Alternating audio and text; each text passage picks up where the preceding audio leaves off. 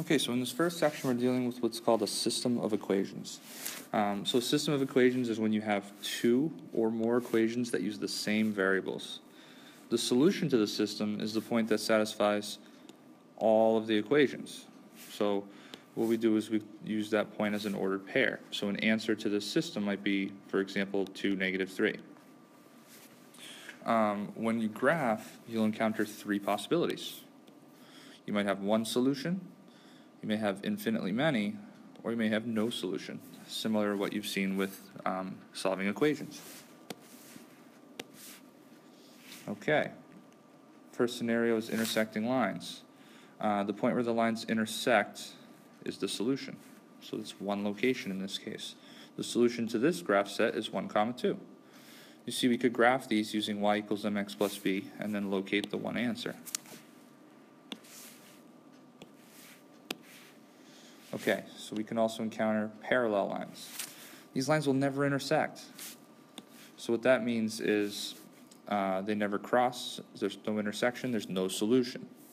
We know that parallel lines have the same slope but different y-intercepts. So as you can see here, they both have a slope of 2.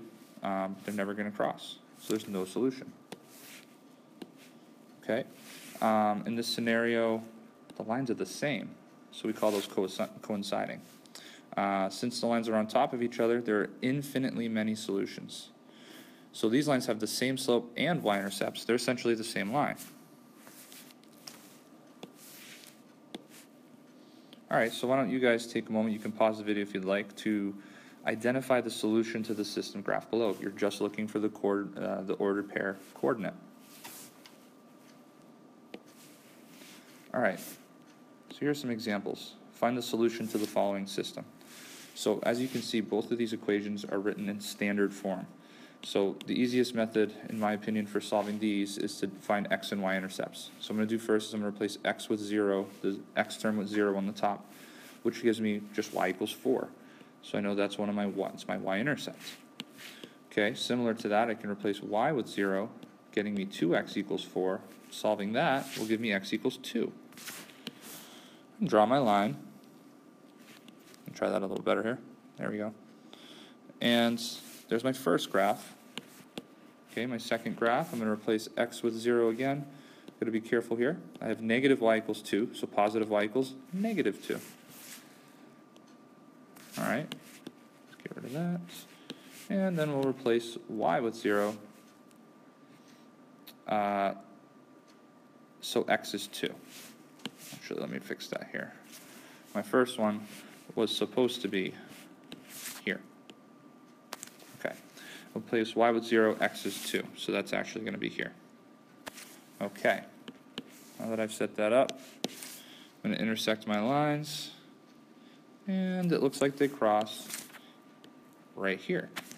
That location is 2, 0. So that would be my answer.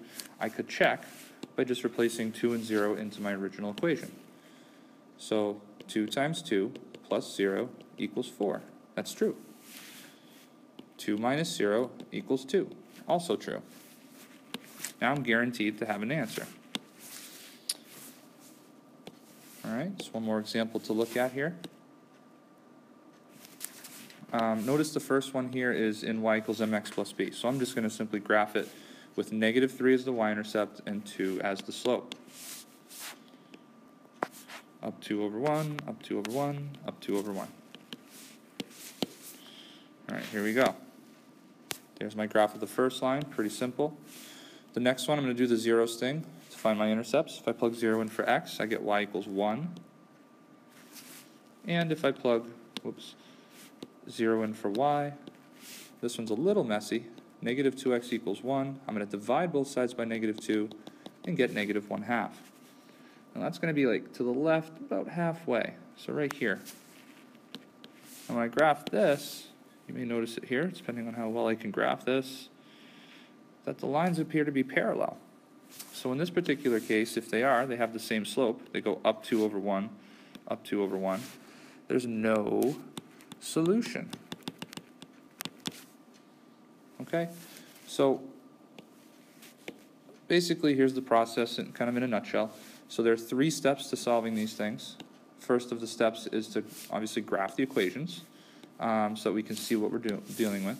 So you can do the slope and y-intercepts, like y equals mx plus b, or you can find the x and y intercepts. You want to use a ruler and graph paper for this so that you're super accurate. Then you ask yourself, do they intersect? That's the solution, so label it. You may also have infinitely many or no solution. Checking the solution. It may not seem like it's super important at the time, but if you check your answer, you're guaranteed to know if you got it right. Okay, so there's just one more slide I'd like you guys to try, and that is going to be the U-try. So take your time and work through these, see if you can come up with an ordered pair solution.